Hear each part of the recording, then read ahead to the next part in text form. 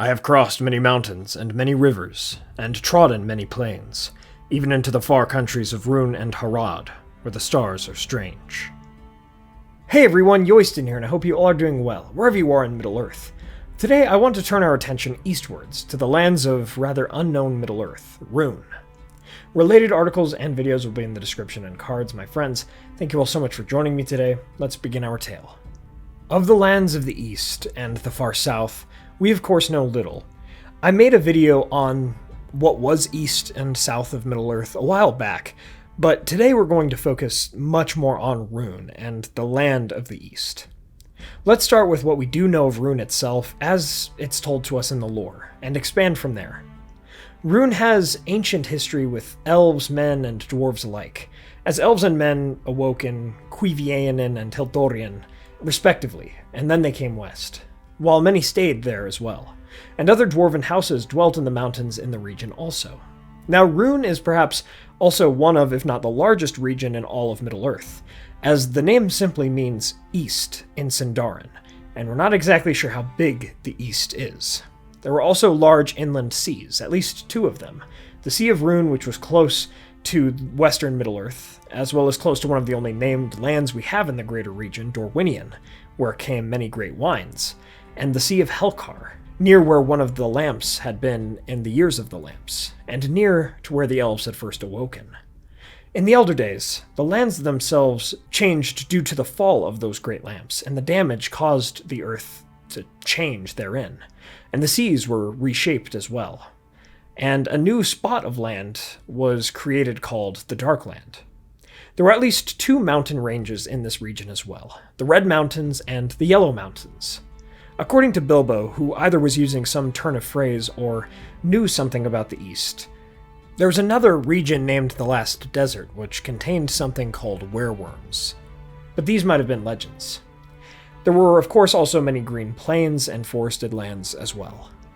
In the late years of the trees, many elves migrated away westward from Rhûn, and in the early First Age, some men, the Three Houses, did the same. But for dwarves, other than perhaps the petty dwarves, many more actually stayed in their mountain homes in that land.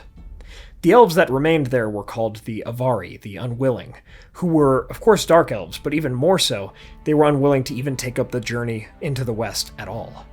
While these men that stayed would eventually become the Easterlings as we know them, while a few others would actually become the Druidine, some who would stay, and some who would remain, the wild men of the woods.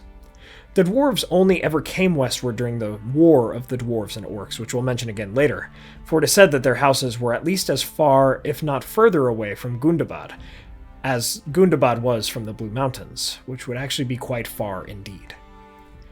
Now, going through the true history of Rhûn, we know very little of anything happening there in the First Age. Most of that land seemed wild, with the first establishments of men who remained being developed there. During the Second Age, Sauron, particularly after the War of the Elves and Sauron in the middle of the age, would come to spread his shadow and dominate the Easterlings, while Númenóreans would also establish contact with them on the far corners and beaches of the world as well, as they greatly roamed the sea. Since Sauron's darkness was quelled in the west, he went north from Mordor and east into Rhûn, and acquired a rather sizable and strong following there that would maintain well into and through the Third Age. Some dwarves also potentially may have fallen under his or Morgoth's corruption of old. One of the great leaders, kings, and perhaps sorcerers of the East, Khamûl, also became a Nazgûl during the Second Age, and he eventually became the lieutenant of Dol Guldur. Since all manner of beasts and peoples other than the elves fought on both sides of the War of the Last Alliance, as it is told, I imagine that the Easterlings also played a rather large part in that war, and it is quite likely that these lands grew much of the food that would sustain the armies of Mordor at that time and later on as well. Depending on which version of the canon we're talking about, the Blue Wizards would come during the Second Age or later, and they would explore the east, and Saruman would eventually go with them into Rhûn, and he would actually be the only one to return. What happened there exactly, we can't be sure, but of course there are many speculations there. Overall, it seems that Tolkien did land on the idea that the Blue Wizards did do some good against Sauron there. Tolkien also made it a point to say that Gandalf never went east. Now, as we turn our attention to the Third Age, it is clear that the men of the East knew more about Western Middle-earth than the men of the West knew about Eastern Middle-earth. For there would be constant wars between the people of Rhûn, who had embraced Sauron, against the men of Gondor that rejected him. Surely there were other cultural and perhaps traditional and religious disputes as well, as the men of the East lived very differently than the men who lived in the West. And those differences had really begun with their ancestors, who remained or left during the First Age. Twice there were Roman Deckhill kings, East victors in Gondor, and even, at times, the realm of Gondor during the Third Age stretched all the way to the Sea of Rhûn. But that would never remain, for the Easterlings always pushed back with different tactics and even technology, such as the Wainwriters of the Middle Third Age. But even this technology would eventually be conquered and came to naught by the strength of Gondor. Yet there would be some measure of trade and contact still, as elves traded with the winemakers of Dorwinion, and the dwarves came to avenge Thror even across all of this distance, when all 7 houses combined during that war of the dwarves and orcs. Yet, these different sub-factions of Easterlings prior to the War of the Ring took different names as well, as the Easterlings were certainly not a cultural or political monolith. But since Rhûn covered such vast distances, were likely broken up into different states and tribes, and likely different types of governments as well. Tolkien took great inspiration for Rhûn from the lands of the east of Europe, such as the Middle East, Asia, and so forth. So with that in mind, I must imagine that the Easterlings had empires and kingdoms of their own, with some similarities and many differences to the kingdoms of the men of the West in Middle-earth. That is where the sub-factions of the Balkoth, Wainwriters, and others came from. The former that harassed the outskirts of northern Gondor and Rohan, and the latter, which nearly ended the line of the kings of Gondor entirely. Now, coming to the most famous deeds of the Easterlings. Concerning their contributions to the war during the War of the Ring, it is actually quite clear that, without these men and those from the south, Sauron's forces would have been a fraction of the problem that they were for the west. On top of sending forces to assist during the Battle of the Pelennor Fields and the Siege of Gondor, it was the Easterlings that were charged with besieging Dale and Erebor, effectively taking them out of the Greater War altogether. In fact, it seems that the One Ring's destruction in the south influenced the morale of these Easterlings in the north, and they then lost the Battle of Dale. Beyond this, we can assume that the Easterlings, whose ancestors were originally conquered, and those that willingly followed Sauron, suffered incredible political ruin after the Dark Lord's defeat, a destabilizing issue that surely lasted well into the Fourth Age in Rhûn. Their societies were surely constructed in the service of Sauron, as they had been serving him in one way or another, from sub-faction to sub-faction for the past few thousand years. And now that he was gone, that region of the world was surely in a lot of disorder for quite some time.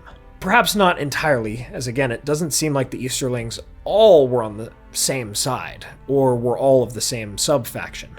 But still, since they did dominate well enough in the east to always come to attack the west, it's very likely that the Easterlings were very, very broken by the defeat of Sauron. Now, coming into the Fourth Age, Aragorn and Eomer's conquests against the enemies of Gondor and Rohan would bring them into Rhûn, where they would achieve victory over any resisting Easterlings. And after this, while the region had much rebuilding and decolonizing from Sauron's influence to do, they would go on to find some stability and peace with the West of their own in the future, or so it seems based on the implications from the canon. And so, my friends, we come to the end of our tale on the history of Rhûn. From Rhûn, we see that there's always so much more history and lore to any region or group of people than that which we see. Thank you all so much for watching. I hope you all enjoyed this tale. If you did, please be sure to hit that like button and share this with a friend. What are your thoughts on the history of Rhûn? Let me know in the comments below. Rhûn is such a fascinating place where a great many untold tales surely took place, and I would be very curious to learn more about this region from Tolkien's notes. If you'd like to support the channel, please consider getting some candles from our friends Mythologie Candles, or order some What It Reunited Cutlery, Lord of the Rings sword statues, and other replicas from Castle Kon, who does international shipping, and use the code WEST at checkout. And please check out our merch and Patreon. Thanks to our Valor tier patrons and YouTube members, Peter Shepard, John Hume, Maz Gibbs, Reese Jenkins, Arthur Merlin, Theodore, Moon Viper, Andrew Carlisle, and Zoomi. Thank you so much for continuing to support the channel, it means a lot. Please subscribe and hit that bell button to join the Men of the West and all of the Free Peoples today. And I'll see you all again next week with a video on the Olifants, or Mumakil, and we'll look at exactly how the hobbits might have known stories about them. My friends, thank you all so much for joining me on this adventure. Until the next one.